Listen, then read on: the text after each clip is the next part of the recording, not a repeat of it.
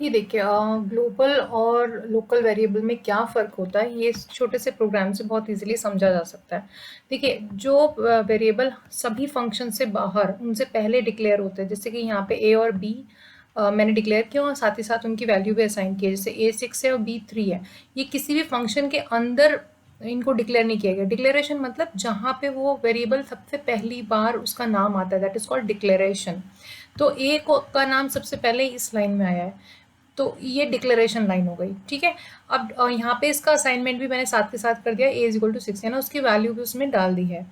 अब जो डिक्लेरेशन है वो सभी फंक्शन से बाहर है ए का, तो ये ए जो है वो ग्लोबल वेरिएबल हो गया, बी भी जो है ग्लोबल वेरिएबल हो गया। अब अगर आप देखें तो सी जो है, पहली बार जब सी का नाम यूज हुआ है तो वो इस लाइन पर हुआ है, इससे पहले सी कहीं नहीं है। यानी सी किस फंक्शन के अंदर डिक्लेयर हुआ है, फाइंड अंडरस्कोर टोटल फंक्शन के अंदर डिक्लेयर हुआ है। ठीक है, तो सी जो है क्योंकि फंक्शन के अंदर डिक्लेयर हुआ है फाइंड अंडरस्कोर टोटल फंक्शन के अंदर, तो वो इस फंक्शन के लिए लोकल वेरिएबल बन गया। और ए और बी जो है, अगर हम इन फंक्शन के अंदर यूज करना चाहते हैं तो हमें पहले यूज करने का मतलब, अगर हम उन पे कुछ राइट करना चाहते हैं, उनकी वैल्यू अपडेट करना चाहते हैं, ठीक है, उनको यूज करना चाहते हैं फंक्शन के अंदर, तो हमें बताना पड़ेगा कि ए और बी जो हम यूज कर रहे हैं वो ग्लोबल वेरिएबल्स हैं। ठीक है, तो हम यहाँ पर c is equals to A plus B कर रहे हैं। ओके, तो c क्या हो जाएगा, क्योंकि a और b ग्लोबल वेरिएबल है तो a की वैल्यू 6 और b की वैल्यू 3 आएगी और c जो है वो 9 हो जाएगा। ग्लोबल वेरिएबल को किसी भी फंक्शन के अंदर यूज किया जा सकता है, बस हमें पहले बताना पड़ता है a और b से, मतलब उन वेरिएबल से पहले ग्लोबल वर्ड कीवर्ड लिखना पड़ता है एक बार, बार बार नहीं, एक बार। तो हमारा वो फंक्शन समझ जाता है, अच्छा ए और बी ग्लोबल वेरिएबल्स की बात हो रही है, तो ए की वैल्यू 6 हो जाएगी, बी की वैल्यू 3 ले ली जाएगी और सी जो है 9 प्रिंट हो जाएगा। मैं अभी आपको रन करके भी दिखाऊंगी। यहाँ देखिए दूसरा फंक्शन फाइंड अंडरस्कोर प्रोडक्ट, देखिए दोनों ही जो फंक्शन है वो मैंने बनाए हैं, यूजर डिफाइंड फंक्शन है, इसलिए इनको कॉल करना भी जरूरी है। पाइथन में फंक्शन की डेफिनेशन पहले लिखी जाती है और उसकी कॉलिंग हमेशा उसके बाद होती है। ठीक है, अब देखिए यहाँ पे मैंने a इक्वल टू 2 और b इक्वल टू 3 लिखा है, तो फंक्शन कैसे डिसाइड करेगा कि कौन सा a और कौन सा b मतलब लेना है हमें, यानी a की वैल्यू 2 लेनी है, 6 लेनी है, b की वैल्यू चलो मैं यहाँ पे इसको 1 कर देती हूँ। तो मतलब ये जानना, इस फंक्शन को कंफ्यूजन होएगा यहाँ पे कि a की वैल्यू मैं ये वाली लूँ 6 या फिर 2 लूँ। तो देखिए क्योंकि हमने यहाँ नहीं लिखा है ग्लोबल a कॉमा b, तो कौन सी वैल्यू आएंगी, ये लोकल वेरिएबल ए और बी, यहाँ पे लोकल वेरिएबल ये वाले, एक तरह से ये ए और बी, ये ए और बी से अलग हैं, एक तरह से नए वेरिएबल हैं जो कि लोकल वेरिएबल है find underscore product, find underscore PDT function के लिए। तो यहाँ पे जो डी की वैल्यू होगी वो 2 इंटू 1 दैट इज 2 होगी, तो हमारा जो आउटपुट होगा सी तो होगा 9 और डी होगा 2। अब इस प्रोग्राम को रन करते हैं।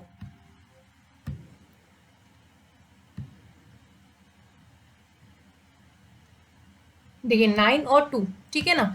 अब अगर मैं यहाँ पर भी मैं इससे पहले ग्लोबल ए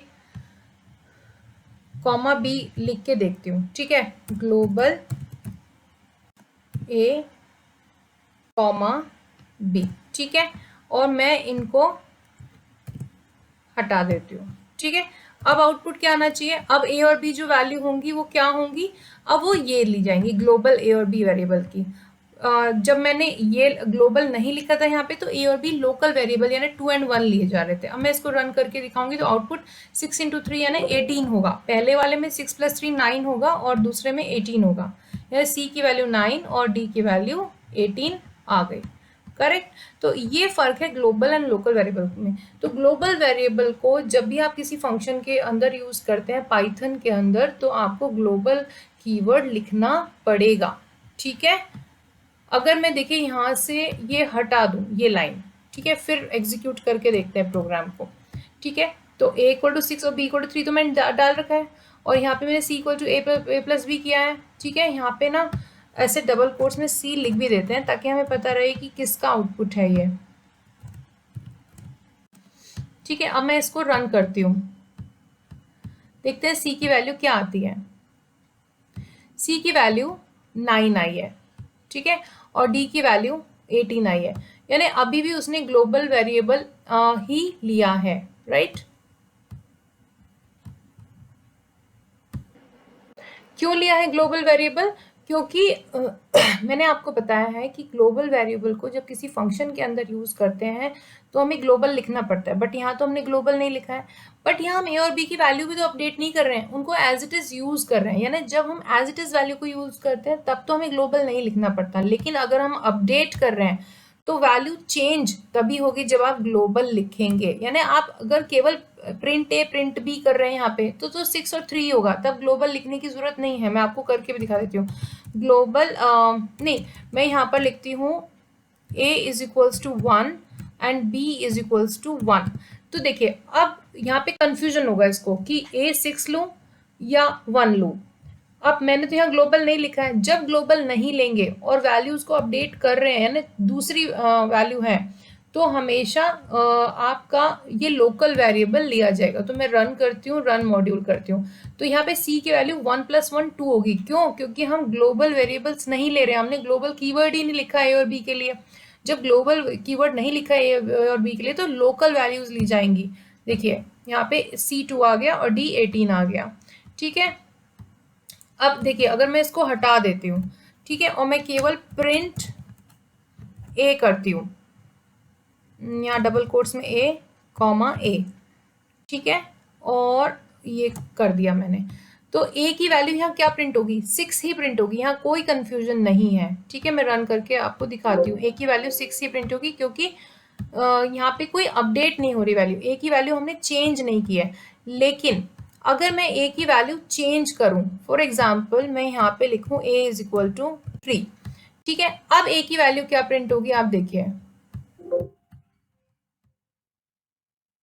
a की वैल्यू 3 प्रिंट हुई, ना कि 6। क्यों? क्योंकि हमने अपडेट किया है, और अपडेट तो कर दिया और ग्लोबल लिखा नहीं। जब अपडेट कर रहे हैं और ग्लोबल नहीं लिखा है तो वो लोकल ही माना जाएगा।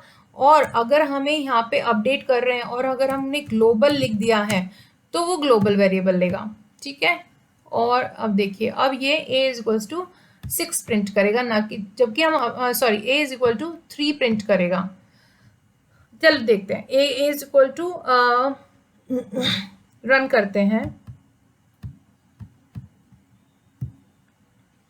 ये देखिए a इज इक्वल टू 3 ही प्रिंट किया क्योंकि a की वैल्यू अपडेट हुई है। करेक्ट, a की वैल्यू अपडेट हुई है, a को हमने 3 कर दिया है। ठीक, तो आई होप आपको क्लियर होगा कि ग्लोबल एंड लोकल वेरिएबल्स को किस तरह से यूज करते हैं।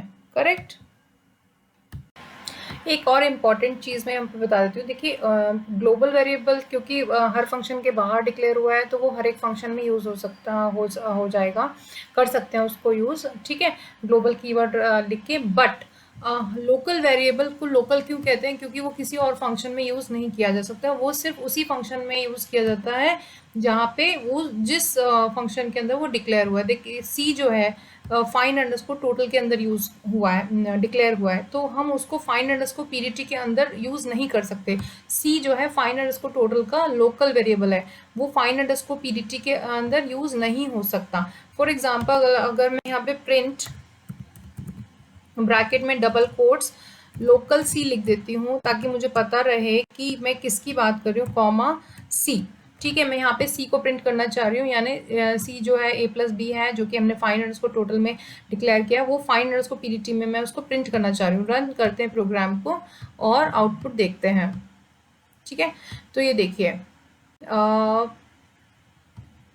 देखिए name c is not defined. क्यों? क्योंकि सी जो है वो लोकल था, तो फाइंड अंडरस्कोर टोटल फंक्शन तो उस सी को पहचानता है, फाइंड अंडरस्कोर पीडीटी उस सी को नहीं पहचानता। यही लोकल एंड ग्लोबल में फ़र्क है। तो यानी अगर आपको किसी वेरिएबल की ज़रूरत है एक से ज़्यादा फंक्शंस में यूज़ करने की, तो आप उस वेरिएबल को ग्लोबल बनाइए। लेकिन अगर आपको किसी वेरिएबल की ज़रूरत है उसी पर्टिकुलर फंक्शन में यूज़ करने की, तो आप उसको लोकल वेरिएबल बनाइए। ठीक है, और ऐसा इफ स्टेटमेंट के अंदर भी अगर आपने किसी इफ कंडीशन के अंदर किसी वेरिएबल को डिक्लेयर किया है तो वो उसी इफ के अंदर उसी इफ ब्लॉक में रिकॉग्नाइज किया जाएगा, पहचाना जाएगा, कहीं बाहर कहीं नहीं किया जाएगा। ठीक है, तो फंक्शन में भी ऐसा ही है, इफ ब्लॉक के लिए भी ऐसा ही है। यानी अगर लोकल वेरिएबल है तो वो जहाँ पे डिक्लेयर हुआ है उसी ब्लॉक के लिए यूजफुल होता है, बाहर यूज नहीं किया जा सकता। ग्लोबल वेरिएबल को आप कहीं भी यूज कर सकते हैं। तो डिपेंडिंग अपॉन द रिक्वायरमेंट आप वेरिएबल का डिक्लेरेशन कर सकते हैं।